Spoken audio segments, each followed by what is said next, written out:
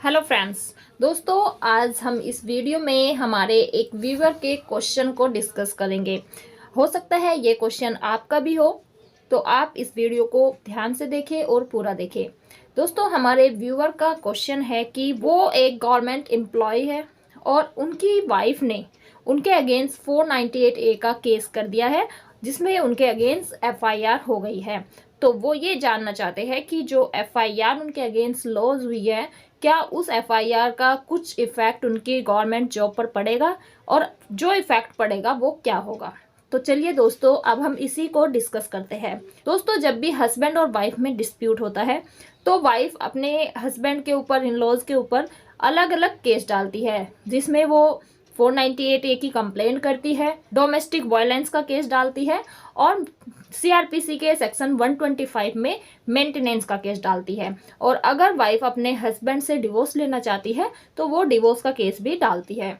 जब भी वो ये केस डालती है तो दोस्तों, इन केसेस में कुछ केसेस ऐसे हैं जो सिविल नेचर के हैं और कुछ केसेस ऐसे हैं जो क्रिमिनल नेचर के हैं। दोस्तों, अगर हम बात करें डिवोर्स केस की या फिर DV केस की, जो कि डोमेस्टिक वायलेंस का केस होता है, तो ये सिविल नेचर के केसेस होते हैं और इनमें या तो वाइफ को डिवोर्स मिलता है या फिर उसको कंपनसेशन मिलता है। इसमें जो हस्बैंड होता है उसको पनिशमेंट नहीं मिलती है। दूसरे नंबर पर अगर हम बात करें 498A की या फिर मेंटेनेंस केस की, तो ये क्रिमिनल नेचर के केसेस होते हैं।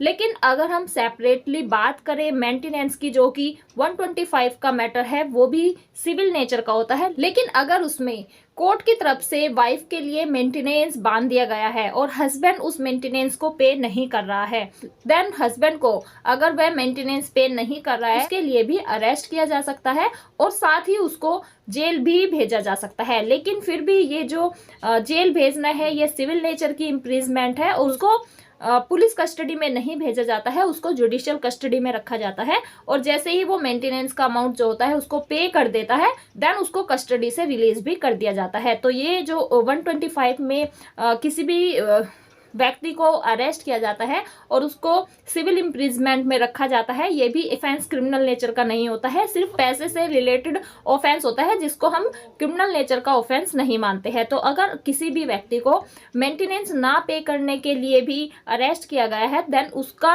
इफेक्ट भी उसकी सरकारी जॉब पर नहीं पड़ेगा, क्योंकि वो एक सिविल नेचर की इम्प्रिजमेंट है जिसमें उसने कोई ऑफेंस नहीं किया है, सिर्फ पैसे का लेन देन है, जिसकी वजह से उस व्यक्ति को अरेस्ट किया गया है। और जैसे ही वो व्यक्ति मेंटेनेंस पे कर देता है, देन उसको रिलीज भी कर दिया जाता है।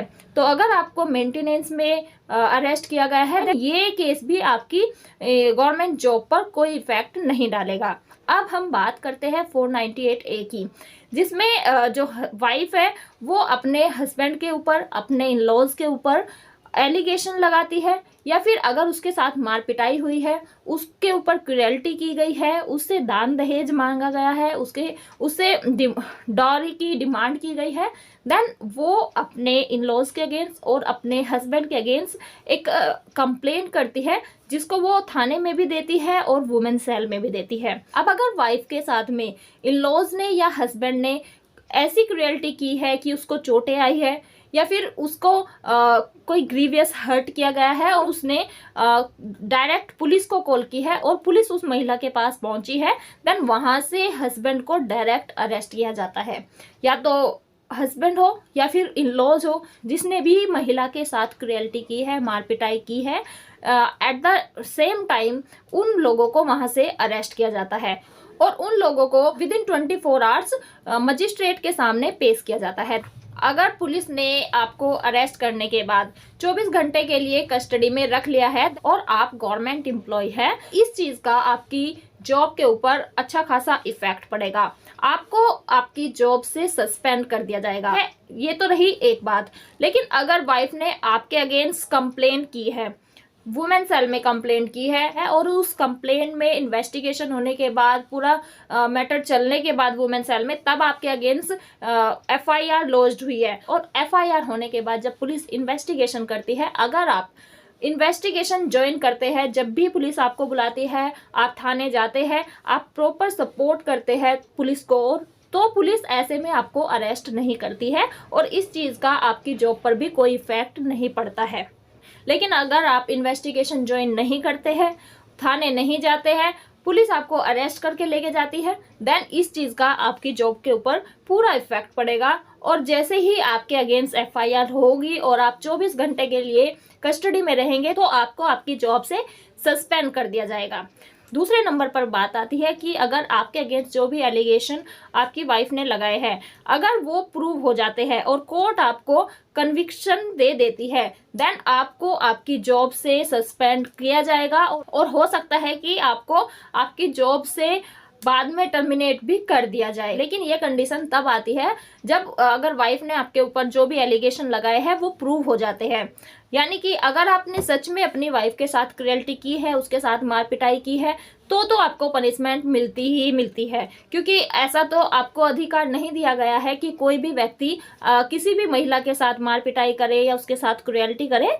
तो अगर किसी भी व्यक्ति ने ऐसा किया है तो उसको पनिशमेंट मिलनी भी चाहिए। लेकिन अगर आपके ऊपर झूठे आरोप लगाए गए हैं, झूठी एफआईआर लॉन्च करवाई गई है, झूठी कंप्लेंट की गई है, तो उस चीज का ज्यादा इफेक्ट आपके ऊपर या आपकी जॉब के ऊपर नहीं पड़ेगा।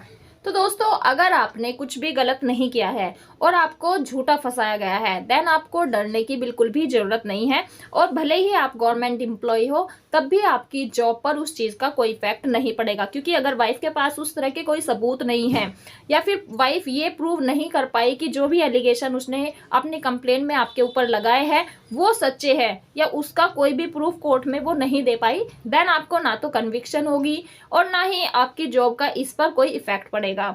उस कंडीशन में इफेक्ट पड़ता है अगर आप पुलिस इन्वेस्टिगेशन ज्वाइन नहीं करते हैं या फिर कोर्ट की तरफ से आपको कन्विक्शन दे दी जाती है।